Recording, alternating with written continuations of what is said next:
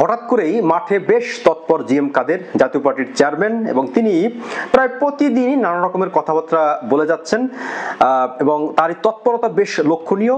এবং শেখ হাসিনার পতনের পর বেশ কয়েকদিন বেশ নীরবতাই পালন করছিলেন, নিশ্চুপ ছিলেন, কিন্তু এখন আবার বেশ তাকে সোচ্চার দেখা যাচ্ছে, বিভিন্ন কথাবার্তা তিনি বলছেন এবং গণমাধ্যমে যথারীতি তার সে বক্তব্য প্রচারিত হচ্ছে। এবং সর্বশেষ তিনি যে কথা বলেছেন সেটা সরকারকে একেবারে সরাসরি আঘাত করে, এবং এই সরকারকে তিনি নব্য ফ্যাসিবাদের উত্থান হিসেবে দেখতে চাইছেন। এই সরকার নব্য ফ্যাসিবাদ কিনা বা নব্য ফ্যাসিবাদের উত্থান ঘটছে কিনা সেটা তর্ক সাপেক্ষ বিষয়, সেটা নিয়ে আলোচনা সমালোচনা হতে পারে, কিন্তু সবচেয়ে বড় যে প্রশ্নটি সেটি হলো জিএম কাদের এখন কেন মাঠে, কি তার এজেন্ডা বা কি উদ্দেশ্যে তিনি এসব কথাবার্তা বলছেন, জাতীয় পার্টির রাজনীতির ভবিষ্যৎ কি, এসব বিষয় নিয়ে একটু কথা বলা প্রয়োজন। এবং তার আগে দেখে নিই যে তিনি আসলে কি বলেছেন।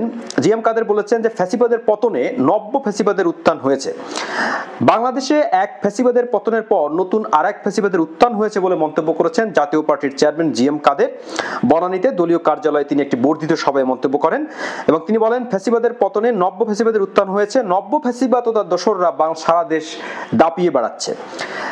শিক্ষার্থীদের নতুন দল জাতীয় নাগরিক পার্টিকে ক্ষমতায় বসানোর জন্য বর্তমান সরকার বিভিন্ন ক্ষেত্রে সংস্কারের কথা বলছে বলেও তিনি অভিযোগ করেন। নিজেরা দল করছেন, নিজেরা ক্ষমতায় চিরস্থায়ী থাকবার জন্য, সেই দলকে পাশ করানোর জন্য সংস্কার করবেন, ইত্যাদি করবেন, আর সেই দলকে পাশ করাবেন যেন তেন প্রকারে। এই নির্বাচন শেখ হাসিনা নির্বাচনের চেয়ে ভালো হবে কেন? জিএম কাদের এখন শেখ হাসিনার বিরুদ্ধেও বলছে। বাস্তবতা হলো এই শেখ হাসিনার সঙ্গে তিনি জোট গড়ে বারবার ক্ষমতার স্বাদ নিয়েছেন, কখনো সরকারে থেকে, কখনো বিরোধী দলে থেকে। এটা হচ্ছে বাংলাদেশের ঐতিহাসিক একটা সত্য কথা। এবং জিএম কাদের আরো যেসব কথাবার্তা বলেছে সেগুলো আপাতদৃষ্টিতে হাস্যকর মনে হতে পারে, কিন্তু তিনি ভেবেচিন্তেই বলেছেন এমনটি ধরে নিতে হবে। এবং সংস্কারের বিষয়ে জাতীয় পার্টির চেয়ারম্যান বলেন যে সংস্কার দেশের 50% মানুষকে বাদ দিয়ে সংস্কার প্রস্তাব করা হয়েছে, এটা কখনোই বাস্তবায়ন হবে না। এই 50% মানুষকে বাদ দিয়ে সংস্কার প্রস্তাব করা হয়েছে, এটা উনি কিভাবে বুঝলেন? জাতীয় পার্টির কি 50% মানুষের সমর্থন আছে? ইভেন আওয়ামী লীগের আছে? জাতীয় পার্টি এই মুহূর্তে যদি ভোট হয় তাহলে তারা কি 1% ভোট পাবেন? একসময় তাদের 5-6% ভোট ছিল, কিন্তু এখন বাস্তবতা কি? তারা তাদের রাজনীতিকে আওয়ামী লীগের সঙ্গে মিলেমিশে শেখ হাসিনার করায়ত্ত থেকে তারা তো একেবারে শেষ করে দিয়েছে। জাতীয় পার্টির যতটুকু জনসমর্থন ছিল সেই জনসমর্থনও কিন্তু তলানিতে। এবং একসময় উত্তরবঙ্গকে জাতীয় পার্টির একটা গুরুত্বপূর্ণ স্থান হিসেবে বিবেচনা করা হতো, সেটিও কি এখন আছে? জিএম কাদেরের বয়স 77 বছর। এই বয়সে এসেও আমরা ভেবেছিলাম যে মানে আমরা কি ভাবি যে মানুষের যখন একটু বয়স হয়ে যায় তিনি একটু ভালো কথাবার্তা বলবেন, তিনি তার বোধোদয় হবে এবং আগামী প্রজন্মের জন্য তিনি এমন কোনো কথা বলবেন যেটা দৃষ্টান্ত হয়ে থাকতে পারে। এটা যে কোনো মানুষের, যে কোনো পেশা বা যিনি যে দায়িত্বে থাকেন না কেন সেই মানুষের কাছ থেকে আমরা এটা প্রত্যাশা করি। মানে বয়সের সঙ্গে সঙ্গে মানুষের একটা চিন্তা চেতনার অন্যরকমের পরিবর্তন ঘটে। এবং জিএম কাদেরের মানে এই বয়সে এসেও তিনি এখনো মানে কি বলে মানে খারাপের পক্ষে কথা বলে যাচ্ছেন। এটা হচ্ছে সবচেয়ে বাংলাদেশের রাজনীতির আশ্চর্যের বিষয়, বলবো না, কারণ বাংলাদেশের রাজনীতি এটাই হয়। রাষ্ট্র সংস্কার নিয়ে এখন যারা কাজ করছেন তাদের এলিয়েন বলে আখ্যায়িত করেছেন তিনি।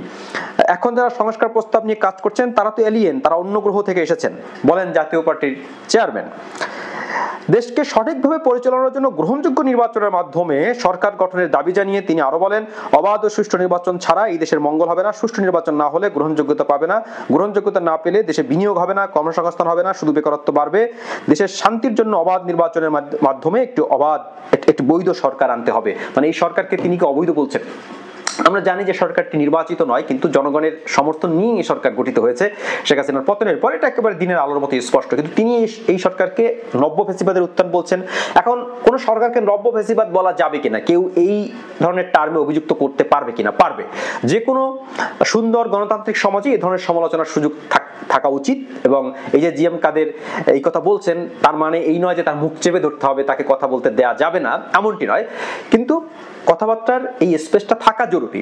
জিএম কাদের এখন এই যে মাঠে নামছেন, কার এজেন্ডা বাস্তবায়ন করছেন? তিনি নির্বাচনের কথা বলছেন। দেখুন, ভারতের একজন ঊর্ধ্বতন কর্মকর্তা কয়েকদিন আগে এই নির্বাচনের বিষয়ে কথা বলেছেন এবং অবাধ সুষ্ঠু নির্বাচন, ইনক্লুসিভ নির্বাচন ইত্যাদি কথাবার্তা তারা বলছেন। এই কথাবার্তার সঙ্গে জি এম কাদেরের কথাবার্তা মিলে যায়। সুতরাং এখানে একটা জিনিস ধরে নেওয়া যায় যে জি এম কাদের এই যে মাঠে নামলেন এবং তৎপর হয়েছেন, কোনো না কোনো এজেন্ডা তার আছে। সেই এজেন্ডা দিল্লি থেকে হওয়ার চান্স অনেক বেশি, কারণ এই দলটি কিন্তু এটা মনে করার কোনো কারণ নেই যে শুধু আওয়ামী লীগই দিল্লির সঙ্গে তাদের পারপাস সার্ভ করার জন্য কাজ করছে বা শেখ হাসিনা তাদের পারপাসই সার্ভ করেছেন। জাতীয় পার্টিও কিন্তু দিল্লির একটা বি টিম, এবং সেই দিল্লির অ্যাসাইনমেন্ট জি এম কাদের বাস্তবায়ন করছে কিনা এটা আমাদের একটু বোঝার প্রয়োজন রয়েছে, এবং সেই দিকে কিন্তু দৃষ্টিটা সেই দিকেই যায় যে তিনি আসলে হঠাৎ করে কেন এই ধরনের কথাবার্তা বলছেন এবং তার উদ্দেশ্য কি। সেই সঙ্গে আরেকটি প্রশ্ন হচ্ছে জাতীয় পার্টির রাজনীতির ভবিষ্যৎ কি। জাতীয় পার্টি একসময় বেশ ভালো গ্রহণযোগ্যতা ছিল, বিশেষ করে উত্তরবঙ্গে তাদের একটা ভোট ব্যাংক ছিল, কিন্তু এখন বাস্তবতা হচ্ছে যে উত্তরবঙ্গেও তারা ভোট ব্যাংক হারাচ্ছে, কারণ তারা কিন্তু ভুল রাজনীতি তারা করছে। তারা দলের কথা ভাবছে না, দেশের কথা ভাবছে না, তারা শুধু ক্ষমতা যাওয়ার কথা ভাবছে, এবং এই দলটি পুরোপুরি একটা ক্ষমতা কেন্দ্রিক দল। যে কোনো উপায়ে যখন পানি ঘোলা হবে সেই সময় তারা ক্ষমতায় যাওয়ার চেষ্টা করেন। আমার খুব অবাক লেগেছে যে জি এম কাদেরের এই বয়সে এসেও তিনি এখনো তার কোনো আত্মবোধোদয় হয়েছে বলে মনে হয় না, এবং শেখ হাসিনার এই পতনের পর বাংলাদেশের রাজনীতিবিদ যারা আছেন সবারই একটা বোধোদয় হবে বা হওয়া উচিত ছিল, এটা আমরা প্রত্যাশা করি, কিন্তু সেই দিকে কোনো লক্ষণ দেখছি না। বরং জি এম কাদের এই যে মাঠে নামছেন, নিশ্চিতভাবেই এটা কোনো না কোনো এজেন্ডা তিনি বাস্তবায়ন করছেন। সেটা হতে পারে আওয়ামী লীগের এজেন্ডা, সেটা হতে পারে দিল্লির এজেন্ডা, এবং তাদের নিজস্ব যে কিছু নেই এবং তাদের নিজস্ব যে রাজনীতি নেই, জাতীয় পার্টির আসলে কোনো রাজনীতি নেই। তারা আসলে নিজের পায়ে নিজে কুড়াল মেরে তাদের যে ভোট ব্যাংক ছিল, তাদের যে কিছুটা সমর্থন ছিল, সেই সমর্থন তারা হারাচ্ছে। বাংলাদেশের রাজনীতিতে যদি আপনাকে টিকে থাকতে হয়, আপনাকে এই নতুন বা এই পরিবর্তনের যে আওয়াজটা, এটা বুঝতে হবে, এবং এই পরিবর্তনের মধ্য দিয়েই আপনাকে রাজনৈতিক দলেও পরিবর্তন আসা জরুরি। জি এম কাদের এই দলটির চেয়ারম্যান, আপনি যখন কোনো ঘটনায় ব্যর্থ হবেন, মানে কোনো নির্বাচন হতে পারে কিংবা কোনো রাজনৈতিক কোনো লক্ষ্য হতে পারে, তাহলে আপনার দায়িত্ব হলো সেই পদ থেকে সরে দাঁড়ানো। বাংলাদেশে এই চর্চাটা কিন্তু নাই, বিদেশে কিন্তু আছে, যে আপনি যখন দলের প্রধান থাকবেন এবং আপনার দল যদি ভোটে হারে কিংবা কোনো কারণে আপনার কোনো রাজনৈতিক কর্মসূচি ব্যর্থ হয়, তাহলে আপনি সেই পদ থেকে সরে দাঁড়াবেন। জি এম কাদের এখনো বহাল তবিয়তে আছেন, তিনিই চেয়ারম্যান। এদিকে আবার তাকে গ্রেপ্তারের দাবিতে তার বিরোধী পক্ষ জাতীয় পার্টি রওশন এরশাদপন্থীরা মানববন্ধন করেছেন, এবং তারা জি এম কাদেরকে গ্রেপ্তারের দাবি নিয়েছেন দলের ভিতরে পদ বাণিজ্য এবং দুর্নীতির অভিযোগে, টাকা আত্মসাতের অভিযোগে। জাতীয় পার্টি খুবই ইন্টারেস্টিং একটি রাজনৈতিক দল, এবং এটাকে সেটা একটা কি বলে কমেডি ছাড়া আসলে এই দলের মধ্যে কিছু নেই। আপনাদের আর কবে বোধোদয় হবে? আপনারা তো এই দেশেরই জলে হাওয়ায় আপনারা বড় হয়েছেন, তো আপনারা কবে বুঝতে শিখবেন যে দেশের পক্ষে কথা বলতে হবে?